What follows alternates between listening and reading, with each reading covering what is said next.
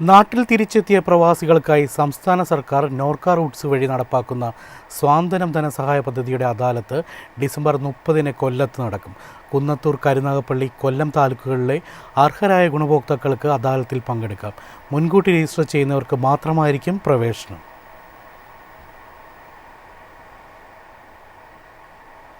നോർക്ക ഓഫീസിൽ രാവിലെ 10 മുതൽ വൈകിട്ട് 3 വരെയാണ് അദാലത്ത്. താൽപ്പര്യമുള്ളവർ www.norcaroots.kerala.gov.in എന്ന വെബ്സൈറ്റ് സന്ദർശിച്ച് ഡിസംബർ 27-ന് മുൻപായി അപേക്ഷ നൽകണം. മരണാനന്തര ധനസഹായമായി ആശ്രിതർക്ക് പരമാവധി 1 ലക്ഷം രൂപ വരെയും, ചികിത്സാ സഹായമായി പരമാവധി 50,000 രൂപയും, മകളുടെ വിവാഹത്തിന് പരമാവധി 15,000 രൂപയും, അംഗപരിമിത പരിഹാര ഉപകരണങ്ങൾക്ക് പരമാവധി 10,000 രൂപയും പദ്ധതി പ്രകാരം ലഭ്യമാണ്. അപേക്ഷ നൽകുന്നതിന് എല്ലാ പാസ്പോർട്ടുകളും, വരുമാന certificate, ration card, Aadhaar card, savings bank passbook, photo എന്നിവയാണ് പൊതുരേഖകളായി ആവശ്യമുള്ളത്.